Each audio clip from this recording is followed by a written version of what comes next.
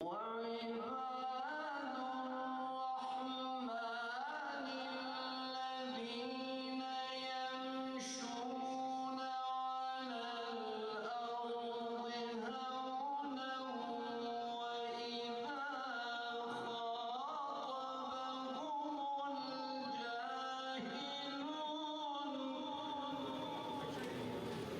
الله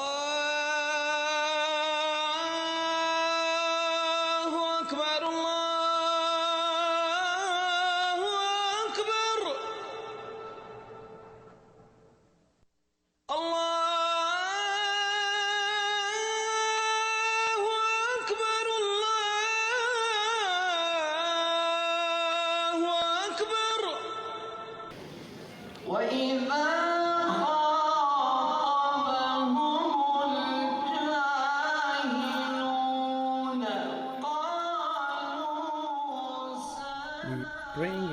Praying has a couple of functions. First, it is mandatory, and the 5 times daily prayers, basically it's a rebooting during the day.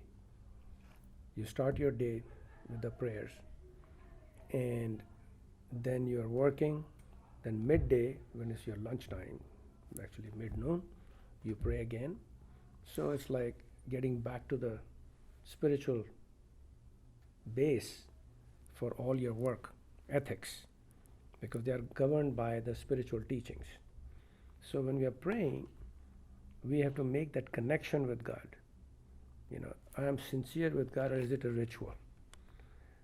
So what I feel when I'm praying is that I'm trying to concentrate to make that connection with the spiritual being that I do not know what he looks like. I cannot see him, I cannot hear him. Mosque assists and helps in making that connection God more easily than the environment in our home, because it's like everybody is on the same page, or at least everybody is standing there with the same intention. It is not obligatory to the mosque, but it is recommended to go to the mosque. The degree of recommendation is the strongest for the Friday noon prayers. So it's like a weekly accumulated event that is reflected upon on the sermon. In the name of Allah, the Beneficent, the Gracious, the Merciful, I bear witness that there is no deity worthy of worship and adoration and prostration except Allah. And I bear witness that Prophet Muhammad sallallahu alaihi wasallam is his final messenger. Dear brothers, dear sisters, if I were to tell you that I have a pill for you, one single pill, that if you take would come to not only heal your physical ailments and disease and pain, but also your spiritual, emotional, and psychological. This pill would treat not only your ache in your hand, but also the ache in your mind and the pains that we've carried because of all the problems we had last year. It's a brotherly feeling. It's a communal feeling of, even if you don't know anybody, but you know that each one is coming there for the same goal, same mission, same purpose. So you feel automatic camaraderie, and therefore it becomes a de facto socialization. An extraordinary time that Allah the Generous presents to you and me, poor people, who are carrying such a big burden of pain, from mistakes, from failings, from sins, from all of life, and we don't know what to do with it. And it's so tremendous in its size and its magnitude that we don't even know how to recover from it. We're so far.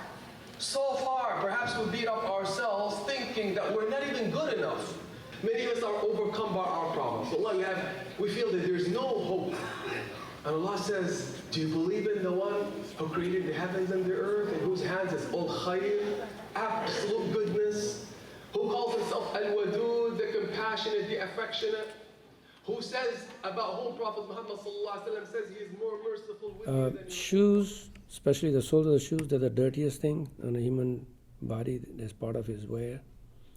You walk on the street, any place else is dirty, filthy, not clean enough. So the place of prayer, where you are going to be praying and doing the prostration, it must be clean. So removing shoes was first ordered by God to Moses because he's on hallowed ground. So hallowed ground, which is sanctified ground, which is sanctified spot. That's what hallowed means. So that sanctified ground, it cannot be dirty. So even I have to wash my feet before I stand there. Here it is, a week away. I'm here to tell you, brothers and sisters, that the things that stands between us and Allah is none other than ourselves. It's our thoughts, it's our egos, it's our choices, it's our arrogance sometimes, not to humble ourselves and hear the call of Allah Azza wa Jal, and to soften our hearts a little bit. We stand in our own way. You know, Allah is so generous that He says, I know those mistakes and failures you've committed are weighing heavy on you. Allah's so happy with you. I know absolutely that sometimes my prayer is coming out right from the heart, and sometimes it is just kind of superficial. So that is something that's a challenge. But according to the scriptures and teachings of the scholars, it says that as long your intention is sincere, that is how you are judged.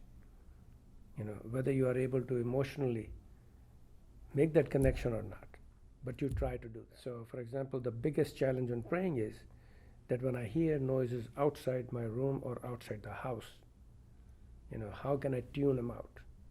So the feeling is trying to be very sincere of what I'm asking God, what I'm telling God. If there's any confession, I don't need any confession because He already knows what I do. He's all knowing, He's all seeing, He's all hearing. ادخلوها بسلام ذلك يوم الخلود لهم ما يشاءون فيها ولدينا مزيد الله أكبر.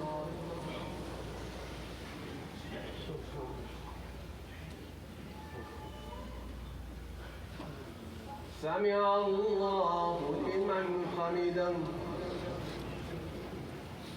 الله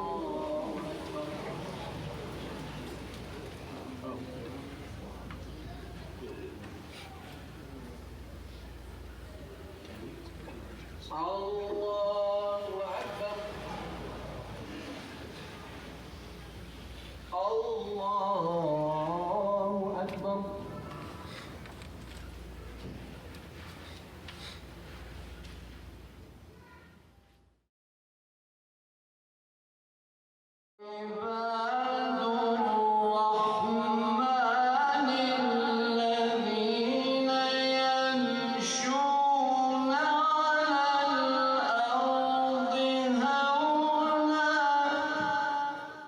Islam, basically it means to me is that it is a complete code of life. It's a way of life for me to achieve peace through total submission to the will of God. It is a complete way of life as to how I should treat my fellow man. God saved me from the difficulties of the grave and saved me from the hellfire and saved me from the whisperings of the devil.